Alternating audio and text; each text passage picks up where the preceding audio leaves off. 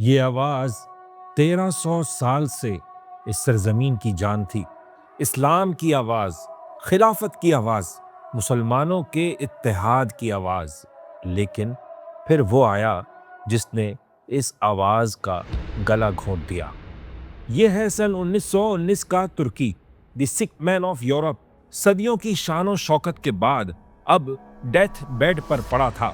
انگریز، French, Italian, Greeks سب گدھوں کی طرح اس کی لاش نوچنے کے لیے تیار تھے، اور ترکی بے بس تھا۔ اس کی حکومت، اس کی خلافت سب ناکام ہو چکے تھے۔ اور پھر وہ آیا، ایک فوجی، ایک باغی، ایک نجات دہندہ، نام تھا مصطفیٰ کمال، جس نے قوم کو جگایا، اٹھایا، اپنی آزادی کے لیے لڑایا، اور ایک ایسی جنگ جیت کر دکھائی جسے جیتنا ناممکن تھا۔ وہ غازی بن گیا، ترکوں کا بابائے قوم بن گیا۔ لیکن یہی مصطفیٰ کمال تھا جس نے پھر وہ فیصلے کیے جو ترکی ہی نہیں، پوری مسلم ورلڈ کو ہلا گئے۔ خلافت ختم، شریعت ختم، سیکولرزم قانون، عربی حروف پر پابندی، عربی پڑھنے پر پابندی، بلکہ اس میں اذان دینے پر بھی پابندی، حجاب بین، مذہب کے ایک ایک سمبل کو ختم کر دیا گیا۔ یہی وجہ ہے کہ بہت سے مسلمان آج بھی سمجھتے ہیں کہ مصطفیٰ کمال نے اسلام کی پیٹھ میں چھرا گھونپا، وہ ایک غدار تھا۔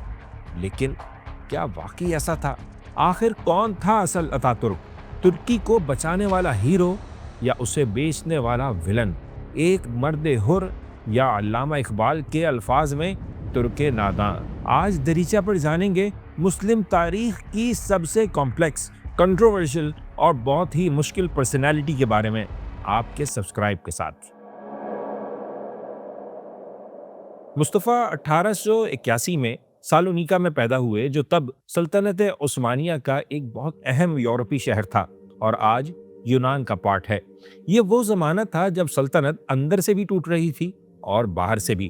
یورپ میں موجود اس کے علاقوں میں بغاوت پر بغاوت جنم لے رہی تھی۔ یونانی، البانوی، بلغارین، سربین، ایک کے بعد دوسری قوم سلطنت کے خلاف اٹھ رہی تھی۔ اکانومی بدترین، امن و امان برباد، اور اوپر سے یہ بغاوتیں۔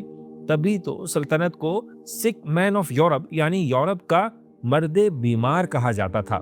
تو یہ دور تھا جس میں مصطفیٰ بڑا ہوا، جس کا ایک ہی خواب تھا، فوج میں جانا۔ تب ملک پر حکومت تھی سلطان عبدالحمید ثانی کی، سلطنت عثمانیہ کے وہ آخری بادشاہ جن کے پاس کچھ اختیار تھا، کچھ پاور تھی۔ لیکن تب عثمانی فوج میں کچھ ایسے ایلیمنٹس پیدا ہو چکے تھے جن کا دھیان بارڈرز کی حفاظت کرنے پر نہیں تھا، بلکہ سیاست کے میدان کے کھلاڑی بننا چاہتے تھے۔ روسو، والٹیئر اور مونٹسکیو جیسے فرینچ فلاسفرز کو پڑھنے کے بعد مصطفیٰ کا ذہن بھی بن چکا تھا۔ وہ بھی چھپ چھپا کر ایسے ہی باغی خیالات رکھنے والے فوجیوں میں شامل ہو گئے، اور جب 1905 میں as a captain military academy سے پاس آؤٹ ہوئے تو ان کے دل میں دو احساسات تھے، ایک محبت کا، دوسرا نفرت کا۔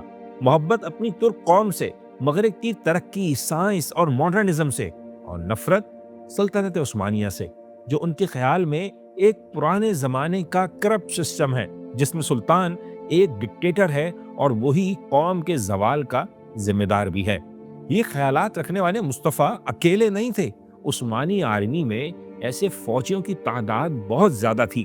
ان کی خفیہ میٹنگز ہوتی تھیں، خفیہ رسالے چھپتے تھے جن میں ترکی کے مستقبل پر بات کی جاتی تھی۔ وہ سب مل کر ایسے ترکی کا خواب دیکھتے تھے جو ماڈرن ہو، مضبوط ہو اور مغرب کو ٹکر دے سکے۔ لیکن مغرب کو ٹکر دینے سے پہلے فوج نے سلطان کو ٹکر دینے کا فیصلہ کر لیا۔ 1909 میں سلطان عبدالحمید ثانی کو تخت سے ہٹا دیا گیا۔ دارالحکومت استنبول پر باغی فوجیوں کی خفیہ تنظیم جمعیت اتحاد و ترقی کا قبضہ ہو گیا، جنہیں عام الفاظ میں ینگ ٹرکس کہا جاتا ہے۔ اس بغاوت کی تیاری میں جن فوجی افسروں کا بہت اہم کردار تھا، ان میں سے ایک مصطفیٰ کمال بھی تھے۔ سلطان عبدالحمید کو جلا وطن کرنے کے بعد سلطنت پر مصیبت کے پہاڑ ٹوٹ پڑے۔ کچھ ہی عرصے میں البانیہ آزاد ہو گیا، لیبیا پر اٹلی نے قبضہ کر لیا، بلقان کی جنگ میں تقریباً پورا یورپ آٹومن امپائر کے ہاتھوں سے نکل گیا۔ یہاں تک کہ مصطفیٰ کمال کا اپنا شہر سالونیکا بھی دشمن کے قبضے میں چلا گیا۔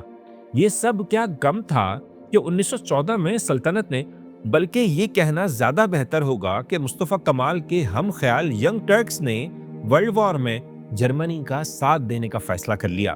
جہنم کا دروازہ کھل چکا تھا۔ اب نہ صرف ینگ ٹرکس کے 3 پاشاؤں کا امتحان تھا، بلکہ پورے ملک اور فوج کو بھی ایک بڑی آزمائش سے گزرنا تھا۔ اور افسوس کی بات یہ ہے کہ اس امتحان میں سب بری طرح ناکام ہوئے، لیکن مصطفیٰ کو ایک ایسی کامیابی ملی جو تاریخ میں ہمیشہ یاد رکھی جائے گی۔ فرسٹ ورلڈ وار کی بیٹل آف گیلیپولی میں فرسٹ ورلڈ وار میں آٹومن امپائر، جرمنی اور آسٹرو ہنگرین امپائر ایک طرف تھیں اور برطانیہ، فرانس، اٹلی اور روس دوسری طرف، اور تقریباً سبھی کی نظریں کراؤن جیول پر تھیں، یعنی استنبول پر، سلطنت کے سینے کا دھڑکتا ہوا دل، دنیا کا خوبصورت ترین، اہم ترین شہر۔ لیکن اسے حاصل کرنے کا دم صرف ایک ہی ملک کے پاس تھا، برٹش امپائر میں، جس نے 1915 میں ایک آپریشن کا آغاز کیا۔ استنبول پر قبضے کے لیے برطانیہ نے ایک بہت بڑی فوج گیلیپولی کے جزیرہ نما پر اتاری۔ اس میں برٹش کالونیز کے فوجی بھی شامل تھے، آسٹریلیا، نیوزی لینڈ اور بلکہ انڈیا سے تعلق رکھنے والے فوجی بھی، اور ان کی تعداد 5 لاکھ سے بھی زیادہ تھی۔ وہ شہر جسے مسلمانوں نے صدیوں کی جدوجہد کے بعد حاصل کیا تھا، اب ان کے ہاتھ سے نکلنے والا تھا۔ میدان میں ترک فوج کے ساتھ ایک جرمن جنرل آٹو وان سینڈرز بھی تھے۔ انہوں نے زیادہ تر فوج گیلیپولی کے جنوبی کناروں پر لگائی کیونکہ حملے کا زیادہ خطرہ وہیں سے تھا، لیکن مصطفیٰ کمال کے ذہن میں کچھ اور چل رہا تھا۔ ان کے خیال میں دشمن کا پہلا ٹارگٹ جزیرہ نما کی مغربی حصے کی وہ 2 پہاڑیاں ہوں گی جن پر قبضہ ہو گیا تو پورے علاقے پر ان کا کنٹرول ہو جائے گا۔ لیکن ان کی بات کسی نے نہیں سنی۔ جب حملے کا دن آیا، 25 اپریل 1915 کی صبح الائیڈ فورسز پہنچ گئیں تو وہی ہوا جس کا مصطفیٰ کو ڈر تھا۔ فوج اسی جگہ پر اتری تھی جو ان اونچی پہاڑیوں کے قریب تھی۔ لگ رہا تھا کہ گیلیپولی کی جنگ ایک دن میں ہی ختم ہو جائے گی۔ ان حالات میں مصطفیٰ نے وہ فیصلہ کیا جو دنیا کی کسی ملٹری بک میں نہیں لکھا اور نہ ہی اس کی ٹریننگ دی جاتی ہے۔ انہوں نے ہائی کمان کی اجازت کا انتظار ہی نہیں کیا اور اپنی پوری ڈویژن کو لے کر ان پہاڑیوں کی طرف چل پڑے جہاں سے ترک فوج کا ایک چھوٹا دستہ ریٹریٹ کر رہا تھا۔ مصطفیٰ نے اسے روکا تو انہوں نے کہا ہماری گولیاں ختم ہو گئی ہیں، دشمن کا قبضہ ہونے والا ہے۔ جس پر مصطفیٰ نے اپنا وہ تاریخی آرڈر دیا جو آج بھی ترکی کی فوجی اکیڈمیز میں پڑھایا جاتا ہے۔ انہوں نے اپنی بندوق کی سنگین نکالی اور حکم دیا اگر گولیاں نہیں ہیں تو سنگینیں تو ہیں، انہیں لگاؤ اور زمین پر لیٹ جاؤ۔ کچھ ہی دیر بعد مصطفیٰ کی بٹالین چوٹی پر قبضہ کرنے کے لیے تیار تھی۔ انہوں نے گھڑی دیکھی اور کہا میں تمہیں حملہ کرنے کا نہیں، مرنے کا آرڈر دے رہا ہوں، لیکن جب تک ہم مریں گے اتنا وقت لگ جائے گا کہ پیچھے سے ہمارے دوسرے فوجی آ جائیں گے اور ان کے کمانڈرز ہماری جگہ لے لیں گے۔ یہ وہ جرت تھی، وہ بہادری تھی اور وہ ڈیسائیسو مومنٹ تھا جس نے سب کچھ بدل دیا۔ گیلیپولی میں اگلے کچھ دنوں، مہینوں، بلکہ تقریباً 1 سال تک جو کچھ ہوا وہ تاریخ کا حصہ ہے۔ یہاں تاریخ کی ایک بہت ہی خونی جنگ لڑی گئی، دونوں طرف کے ہزاروں نہیں لاکھوں فوجی مرے، لیکن سلطنت عثمانیہ کی فوج نے، مصطفیٰ کمال کی فوج نے اپنی زمین کا 1 انچ بھی دشمن کو نہیں دیا۔ بالآخر لائٹ فورسز ہار کر چلی گئیں۔ اس جنگ نے، اس کامیابی نے مصطفیٰ کو گھر گھر مشہور کر دیا۔ استنبول کو بچانے والا، گیلیپولی کا شیر کرنل مصطفیٰ، ناممکن کو ممکن بنانے والا، اور ہاں، کمال کرنے والا مصطفیٰ کمال، جس نے اس زمانے میں یورپ کی فوج کو ہرایا جب پوری مسلم دنیا میں کوئی انہیں ہرانے کا سوچ بھی نہیں سکتا تھا۔ لیکن یاد رکھے، جنگ لڑائی کے میدان میں ہی نہیں، مذاکرات کی میز پر بھی لڑی جاتی ہے، اور جو یہاں جیتتا ہے اصل کامیاب وہ ہوتا ہے۔ ورلڈ وار ختم ہوئی، جرمنی ہار گیا اور اس کا ساتھ دینے والی سلطنت عثمانیہ بھی۔ سلطان محمد ششم نے ہتھیار ڈال دیے اور 1920 میں الائیڈ پاورز نے سلطنت کو ایک معاہدے پر سائن کرنے پر مجبور کر دیا، ایک ذلت آمیز معاہدہ، ٹریٹی آف سیورے۔ یہ ایک معاہدہ نہیں تھا، سلطنت کی موت کا پروانہ تھا، کیونکہ اس معاہدے کے تحت سارے عرب علاقے چھین لیے گئے۔ خلیفہ سے مکہ، مدینہ، القدس، نجف، کربلا سب کچھ لے لیا گیا، بلکہ ترک سرزمین اناتولیا کے بھی ٹکڑے ٹکڑے کر دیے گئے۔ ذرا یہ نقشہ دیکھیں، مغرب کا ساحلی علاقہ یونان کو، جنوب کے علاقے فرانس کو، جنوب مغرب کے کئی علاقے اور جزیرے اٹلی کو، اور مشرق میں آرمینینز اور کردوں کو الگ الگ ریاستیں دے دی گئیں۔ اور سب سے بڑھ کر استنبول مسلمانوں کا دارالخلافہ انٹرنیشنل کنٹرول کے نام پر برطانیہ کو دے دیا گیا۔ لاکھوں لوگوں نے خون بہا کر جس شہر کو بچانے کی کوشش کی وہ بچ نہیں پایا۔ گیلیپولی کی جیتی ہوئی جنگ استنبول میں ہار بن گئی۔ 600 سال پرانی عظیم سلطنت کا انجام اتنا بھیانک ہوگا یہ کسی نے سوچا بھی نہیں تھا۔ سب سے بڑھ کر افسوس کی بات یہ تھی کہ سلطان نے، اس کے دربار کے علماء نے، سیاستدانوں نے، ینگ ٹرکس نے اس ذلت کو قبول کیا تھا۔ انہوں نے مزاحمت کا نہیں، مفاہمت کا راستہ لیا، لڑنے کا نہیں، بھاگنے کا آپشن چن لیا۔ اس سے بڑی تذلیل کوئی اور ہو ہی نہیں سکتی تھی۔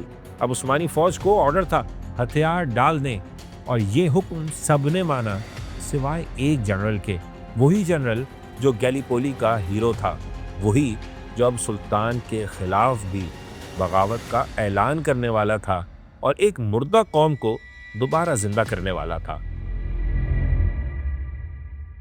پہلی ورلڈ وار ختم ہوئی تو سلطان نے مصطفیٰ کمال کو استنبول سے کہیں دور اناتولیا کے ایک دور دراز علاقے میں بھیجا، یہ آرڈر دے کر کہ جو فوج وہاں موجود ہے اس سے ہتھیار ڈلوائیں اور الائیڈ فورسز کے حکم کی تعمیل کریں۔ لیکن مصطفیٰ کمال اس ذلت پر آمادہ نہیں تھے۔ وہ سلطان کے دربار سے تو بغیر کچھ کہے نکل آئے، لیکن ذہن بنا چکے تھے کہ انہوں نے کیا کرنا ہے۔ 19 مئی 1919 کو وہ بلیک سی کے کنارے سامسون کی پورٹ پر اترے اور بجائے سلطان کے آرڈر پر عمل کروانے کے پہنچتے ہی بغاوت کا اعلان کر دیا کہ قوم کی آزادی خطرے میں ہے اور اسے صرف قوم کا عزم، حوصلہ اور ارادہ ہی بچا سکتا ہے۔ یہ صرف ایک پیغام نہیں تھا، ایک نئی جنگ کا آغاز تھا، ترکی کی وار آف انڈیپینڈنس کا۔ اور پھر 3 سال تک ایک ایسی جنگ لڑی گئی جو کاغذ پر تو امپاسبل تھی۔ ایک طرف برطانیہ، فرانس اور اٹلی کی حمایت رکھنے والی یونانی فوج تھی، کیل کانٹوں سے لیس،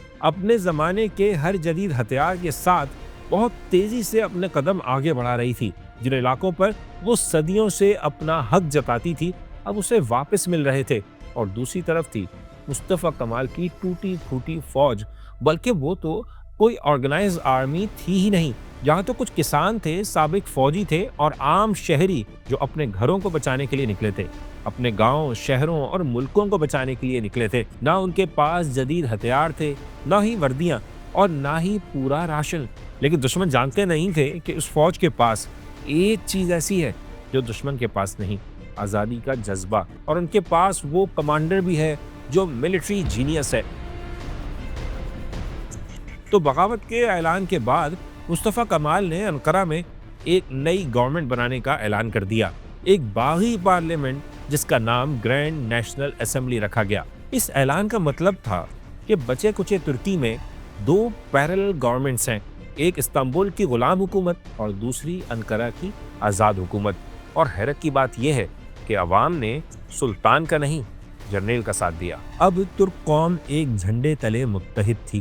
جنگ کی تیاریاں اور دشمن کے آنے کا انتظار شروع ہو گیا۔ اگست 1922 میں یونانی فوج ترک علاقوں پر قبضہ کرتے کرتے انقرہ تک پہنچنے والی تھی جب مصطفیٰ کمال کی فوج نے جوابی حملہ شروع کر دیا، جسے تاریخ میں دی گریٹ اوفینسو کہا جاتا ہے۔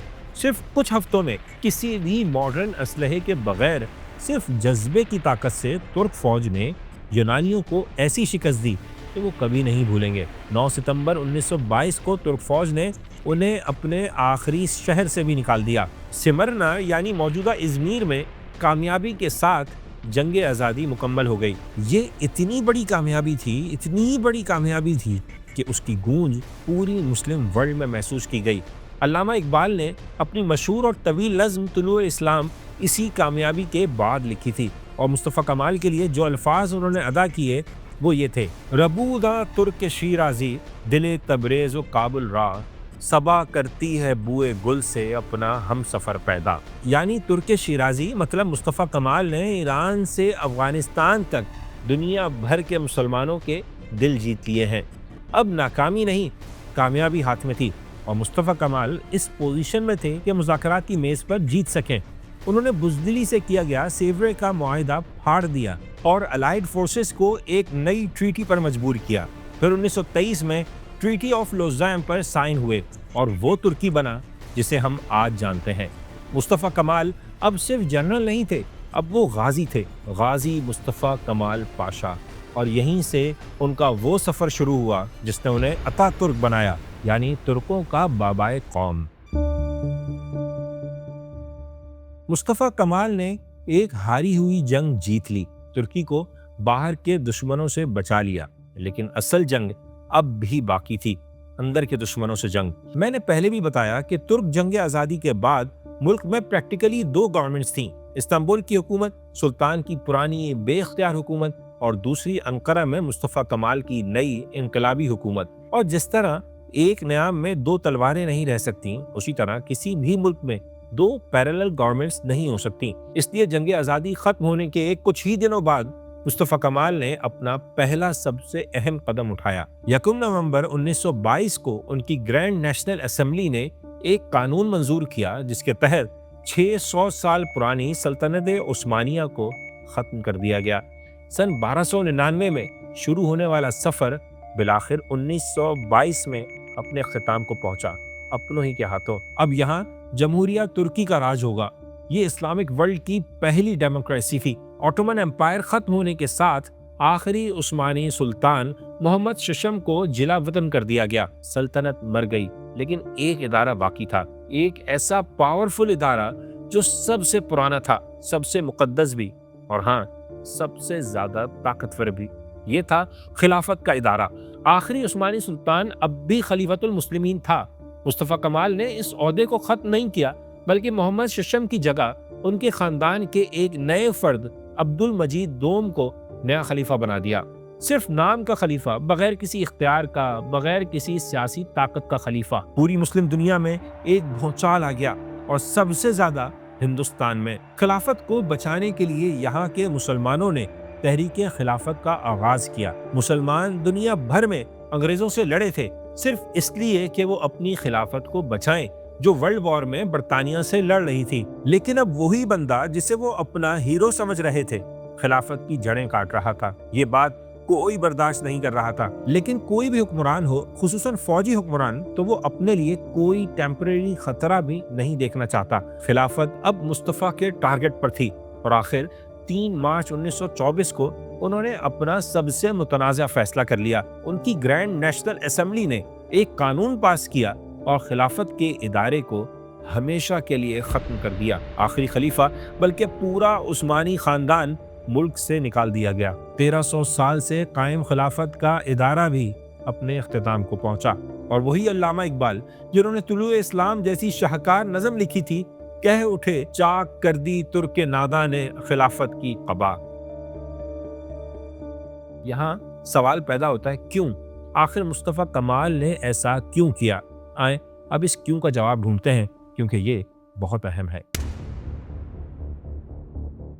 مصطفیٰ کمال اب اتا ترک تھے، یعنی ترکوں کے باپ۔ عالمگیر خلافت کو چھوڑ کر صرف ایک قوم کا باپ بن کر انہیں فخر محسوس ہو رہا تھا، کیونکہ ان کے نزدیک خلافت ایک پولیٹیکل برڈن تھی۔ ہم پاکستان، ہندوستان اور بنگلہ دیش کے رہنے والے مسلمانوں کے لیے تو خلافت کا اپنا ہی رومانس ہے۔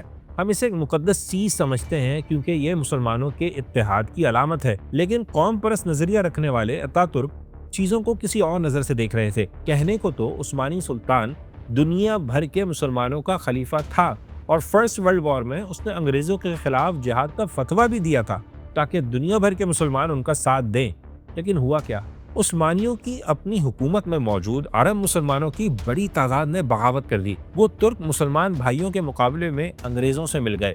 شاید یہی وہ مومنٹ تھا جس نے اتا ترک جیسے قوم پرست لیڈر کو کنونس کر لیا کہ خلافت مسلمانوں کو متحد کرنے کی پریکٹیکل پاور نہیں رکھتی۔ میں نے آپ کو بتایا تھا نا کہ وہ انقلاب فرانس اور قوم پرستی کے خیالات سے بہت انسپائرڈ تھے۔ ان کے ذہن سے امت کا نظریہ اسی دور میں نکل چکا تھا۔ وہ ویسٹرن اسٹائل کی نیشن اسٹیٹ پر یقین رکھتے تھے۔ انہیں مسلم قوم نہیں، ترک قوم بنانی تھی۔ وہ کسی خلیفہ، کسی امت، کسی مذہب کی آئیڈینٹی کو مانتے ہی نہیں تھے۔ ان کی نظر میں شناخت ایک ہی تھی، ترک۔ اور خلافت جیسا ادارہ جو پوری امت کے لیے ہو، ان کے اس نظریے سے ٹکرا رہا تھا۔ انہیں امت کی یہ دیوار لازماً گرانی تھی، تبھی وہ ترک قوم کی بات کر سکتے تھے۔ شاید ان کے ذہن میں بھی یہی کیڑا ہو کہ ہم 1400 سال سے مسلمان ہیں لیکن 5000 سال سے ترک ہیں، اور یہ کیڑا جب دماغ میں داخل ہوتا ہے تو سب سے پہلے مذہب کی دشمنی ہی پیدا ہوتی ہے۔ مسلمانوں میں صدیوں کا جمود، علمی زوال، قدامت پرستی، ماڈرنزم سے دشمنی، سائنس اور ترقی سے بیزاری، آٹومن امپائر کے یہ سب مسئلے اپنی جگہ، لیکن یہ سب نہ بھی ہوتا تو قوم پرست ذہن رکھنے والے اتاترک ایک ہی طرف جاتے، سیکولرزم کی طرف۔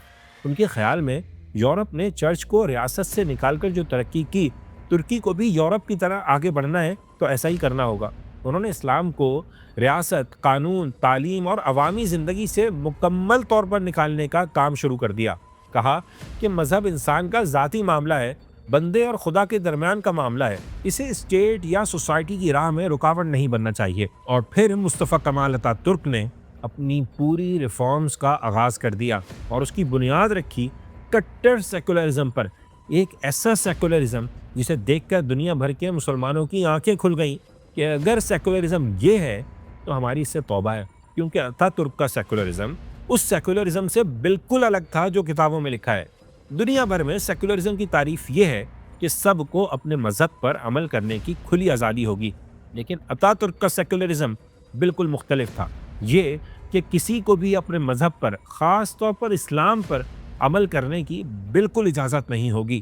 انہوں نے صرف بڑے بڑے قدم ہی نہیں اٹھائے، بہت چھوٹی چھوٹی چیزوں پر بھی ایکسٹریم اسٹیپس لیے، جیسے 1924 میں خلافت کے خاتمے کے بعد سیکولر قانون لاگو کر دیا، مسلم فیملی لاز کی جگہ سوئس سول کوڈ نافذ کیا گیا، مذہبی عدالتیں، مدرسے بند کر دیے گئے، اسکولوں میں بھی نصاب سے اسلامی تعلیمات نکال دی گئیں۔ 1925 میں صوفیوں کی خانقاہیں تک بند کر دی گئیں، یعنی ترکی کی پہچان مولانا روم کے مزار پر صوفیوں کا رقص تک بند ہو گیا۔ پھر 1926 میں لباس کا قانون منظور کیا، یعنی حکومت بتائے گی کس نے کیا پہننا ہے۔ فیض، جسے ہمارے ہاں ترکی ٹوپی کہا جاتا ہے، اس پر ترکی میں ہی پابندی لگ گئی اور اس کی جگہ ویسٹرن اسٹائل کا ہیٹ پہننا لازمی ہو گیا۔ عورتوں کے حجاب پہننے پر بھی بین لگ گیا۔ لوگوں کو اندازہ ہونے لگا کہ لائنز کراس ہو رہی ہیں۔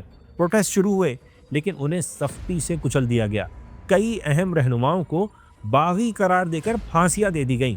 پھر 1928 میں اتاترک نے وہ کیا جس نے ترکوں کو اپنی اسلامی جڑوں سے ہی کاٹ دیا۔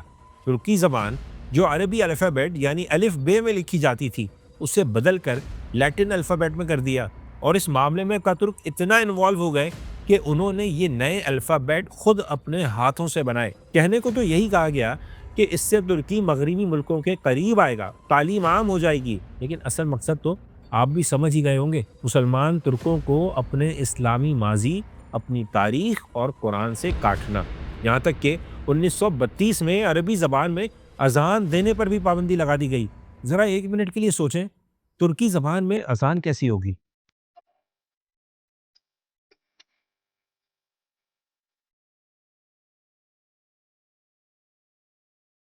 سنی آپ نے، یہ سیکولرزم نہیں، ایک بھونڈا مذاق تھا، اور یہ ترکی اذان نہ دینے والے کو 3 مہینے قید کی سزا دی جاتی تھی۔ یہ ڈرامہ اگلے 18 سال تک چلتا رہا، اور بالآخر جب ملک میں حقیقی جمہوریت آئی، پہلے ڈیموکریٹکلی الیکٹڈ وزیر اعظم عدنان مینڈریس آئے تو ان کا پہلا آرڈر یہی تھا۔ اور پھر 1950 میں رمضان سے ایک دن پہلے ترکی کی زرزمین پر عربی میں اذان کی آواز گونجی، اور اس آواز کا پورا بدلہ بعد میں عدنان مینڈریس سے لیا گیا۔ بغاوت کے الزام میں ان کی حکومت کا تختہ الٹا گیا، اور کچھ عرصے بعد انہیں اور ان کی کابینہ کے کچھ ممبرز کو پھانسی پر چڑھا دیا گیا۔ تو یہ تھیں اتاترک کی وہ ریفارمز جنہیں ٹرکش میریکل کہا جا رہا تھا، لیکن مسلم ورلڈ کے لیے، خاص طور پر ہندوستان کے مسلمانوں کے لیے، یہ ایک کھلی غداری تھی۔ یہ اسلامی دنیا میں سیکولرزم اور ڈیموکریسی کا پہلا تعارف تھا، اور یقین جانیں یہ بہت ہی بھیانک انٹری تھی۔ دنیا کو فتح کرنے سے زیادہ مشکل کام ہے دنیا کو چلانا۔ تو انقلاب لانا آسان ہے، جنگ آزادی جیتنا بھی آسان ہے، لیکن اس کے بعد ملک کو چلانا یہ بہت مشکل ہے۔ افسوس کی بات یہ ہے کہ جنگ کے میدان پر کامیابیاں حاصل کرنے والے مصطفیٰ کمال سمجھ رہے تھے کہ وہ ملک چلانے کی بھی اہلیت رکھتے ہیں۔ وہ بھی اس کمپلیکس میں مبتلا ہو گئے کہ انہوں نے ترکی کو بچایا ہے اور اب صرف وہی جانتے ہیں کہ ترکی کو چلانا کیسے ہے۔ تب انہوں نے ایک ایسی ریاست بنائی جس کی بنیاد صرف ایک اصول پر تھی: ایک شخص، ایک پارٹی، ایک قوم، جسے آپ آسان الفاظ میں ڈکٹیٹرشپ کہہ سکتے ہیں، جس کی انگلی کے ایک اشارے سے، جس کے ایک آرڈر پر لاکھوں لوگ مرنے مارنے کو تیار ہو جائیں۔ وہ کہاں ملٹی پارٹی ڈیموکریسی کے جھنجٹ میں پڑتا۔ اتا ترک نے دیکھ لیا کہ ان کی ریفارمز کی مخالفت ہو رہی ہے اور آگے اور بڑھے گی، تو انہوں نے فیصلہ کیا کہ ترکی ابھی جمہوریت کے لیے تیار نہیں ہے۔ 1925 میں انہوں نے تمام مخالف سیاسی پارٹیوں پر پابندی لگا دی اور صرف ایک ہی پارٹی کو چھوڑا، اتا ترک کی اپنی جمہوریت خلق پارٹی۔ اور پھر اگلے 25 سال تک ترکی میں عملاً one party one man rule رہا۔ الیکشن ہوتے تھے، صرف ایک ہی پارٹی حصہ لیتی تھی، اسی کے بندے جیتتے تھے اور اسی کا سربراہ ملک کا صدر بنتا تھا۔ اگر یہی کرنا تھا تو خلیفہ کیا برا تھا؟ وہ بھی تو ایک کانسٹیٹیوشنل مونارکی تھی۔ اگر بات کرنے کی آزادی نہ ہو، مخالفت کرنے والے کو غدار کہا جائے، باغی قرار دے کر جیلوں میں ڈال دیا جائے، انہیں پھانسی پر لٹکا دیا جائے، تو یہ کام تو خلیفہ بھی کر سکتا تھا۔ اس کے لیے اتا ترک کی کیا ضرورت تھی؟ لیکن نہیں، ظلم تو یہ ہوا کہ یہ سب اتا ترک کا پرسنالٹی کلٹ بنا کر کیا گیا۔ انہیں صرف ایک سیاسی لیڈر نہیں بلکہ بابائے قوم بنا دیا گیا، ایک ایسا بندہ جس سے کبھی غلطی ہو ہی نہیں سکتی۔ وہ پرش نہیں، مہا پرش ہیں، دیوتا ہیں۔ ہر شہر میں مین چوک پر اتا ترک کے مجسمے لگائے گئے، ان کی تصویر ہر جگہ ضروری ہو گئی، ہر سرکاری دفتر میں، ہر اسکول کی ہر کلاس میں، بلکہ کرنسی نوٹ پر بھی اتا ترک کا ہی چہرہ آ گیا۔ ان کی زندگی، ان کے کارنامے اسکول کے کورس کا حصہ بن گئے۔ انہیں ایک لیجنڈری ہیرو بنا کر پیش کیا گیا، بلکہ ایک قانون تک بنا دیا گیا، لا 5816، جس کے تحت آج بھی ترکی میں مصطفیٰ کمال کی توہین کرنا جرم ہے اور اس کی سزا 5 سال تک قید ہے۔ یعنی اتا ترک پر سوال اٹھانا ریاست پر سوال اٹھانے کے برابر ہے۔ آپ ہی بتائیں، آمریت اور کس بلا کا نام ہے؟ اتا ترک نے اپنی بنائی گئی اس جمہوریت پر 15 سال راج کیا، لیکن پینے پلانے کی عادت کی وجہ سے ان کی صحت بہت جلد خراب ہونے لگی، یہاں تک کہ 1937 میں ان کا جگر مکمل طور پر ختم ہو گیا، جس کے بعد وہ زیادہ عرصے زندہ نہیں رہے اور 19 نومبر 1938 کو صرف 57 سال کی عمر میں استنبول میں انتقال کر گئے۔ اتا ترک مر گیا، لیکن اس کی روح، اس کا نظریہ اور اس کے پیدا کیے گئے مسئلے آج بھی ترکی میں زندہ ہیں۔ ان کی لیگیسی ہے ایک ڈیوائیڈڈ نیشن۔ ان کی ریفارمز نے ایک ایسے ملک کو جنم دیا جو 100 سال بعد بھی اپنے آپ سے لڑ رہا ہے، جہاں ایک طرف ماڈرن سیکولر ویسٹرن اسٹائل کی اشرافیہ ہے جو اتا ترک کو نجات دہندہ مانتی ہے، ان کی آئیڈیالوجی کو ترکی کا سروائیول سمجھتی ہے، تو دوسری طرف ہے وہ بہت بڑی آبادی جو اپنے مذہب سے، اپنی روایات سے، اپنی تاریخ سے اتنی ہی محبت کرتی ہے جتنی اپنی زبان سے اور اپنی قوم سے کرتی ہے۔ وہ سمجھتی ہے کہ اتا ترک نے ان کی اسلامک آئیڈینٹی اور ویلیوز چھین لی۔ یہی نہیں، اتا ترک اور ان کے جانشین تو اس حد تک چلے گئے کہ انہوں نے فوج کو سرحدوں کا نہیں بلکہ ملک کے سیکولر نظریے کا محافظ بنا دیا۔ نتیجہ یہ نکلا کہ جب بھی فوج نے محسوس کیا کہ ترکی کی سیکولر بنیادیں خطرے میں ہیں تو اس نے بغاوت کر دی۔ 1960، 1971، 1980 اور 1997 میں بار بار فوج نے سیاسی حکومتوں کا خاتمہ کیا، اقتدار پر ڈائریکٹ اور انڈائریکٹ قبضہ کیا، اور ایک کوشش تو ہم ابھی کچھ سال پہلے بھی دیکھ چکے ہیں۔ 2016 میں بھی ترکی کی جمہوری حکومت کا تختہ الٹنے کی ایک ناکام کوشش کی گئی۔ میں تو کہتا ہوں کہ آج صدر رجب طیب ایردوان کا عروج بھی اصل میں ترکی کی اسی کلاس کا ریئیکشن ہے جسے اتا ترک کے نام پر 80 سال تک دبایا گیا۔ ایردوان کی سیاست اتا ترک کے ڈریکونین سیکولرزم کو چیلنج کرنے اور ترکی کی اسلامی شناخت کو بحال کرنے کی سیاست ہے۔ کچھ لوگ کہتے ہیں آپ اتا ترک کو ایک سیاسی رہنما کے طور پر نہ دیکھیں، انہیں صرف ایک ملٹری جینیس کی حیثیت سے دیکھیں۔ بہت اچھی دلیل ہے، کیونکہ ایسے زمانے میں جب دنیا میں یورپ کی طاقتوں کو کوئی مسلمان ملک نہیں ہرا پا رہا تھا، وہ ہر جگہ غلام تھے، تب کسی کا انہیں اس طرح ہرانا بہرحال ایک کارنامہ تو ہے۔ اور وہ یہ بھی کہتے ہیں کہ یہ سوچیں اگر اتا ترک نہ ہوتا تو کیا ہوتا، ترک قوم بھی غلام بن جاتی۔ آپ شاید ترک قوم کو جانتے نہیں، وہ غلامی کبھی قبول نہیں کرتی۔ یقین کریں، مصطفیٰ کمال نہ ہوتا تو کوئی نہ کوئی ضرور اٹھتا اور اناطولیہ کو آزاد کروا لیتا۔ شاید کچھ سال اور لگ جاتے، شاید کچھ قربانیاں اور دینی پڑتی، لیکن ترک بالآخر اپنی سرزمین آزاد کروا لیتے۔ لیکن اتا ترک نے ترکی کو جس راستے پر ڈال دیا وہ راستہ ایک نئی نہ نظر آنے والی قید کی طرف جاتا ہے۔ انہوں نے قوم کو یورپین پاورز کی جسمانی غلامی سے تو آزاد کر لیا، لیکن انہیں مغرب کی ذہنی غلامی میں جکڑ دیا۔ انہیں وہ شناخت دینے لگے جو ان کی تھی ہی نہیں۔ آج 100 سال بعد بھی ہر کوشش کے باوجود یورپی یونین ترکی کو یورپ کا حصہ ماننے کو تیار نہیں، لیکن اسے یورپ بنانے کی کوشش میں ترکوں کی 1000 سال کی تاریخ اور لیگیسی کو بوجھ سمجھ کر کاٹ دیا گیا۔ ترکی آج بھی سوال کر رہا ہے کہ ہم کون ہیں؟ ہم یورپین ہیں یا ایشین؟ ہم سیکولر ہیں یا اسلامی؟ اتا ترک کی لیگیسی ترکی جیسا آزاد ملک تو ہے، لیکن اس کی روح شاید آج بھی قید ہے۔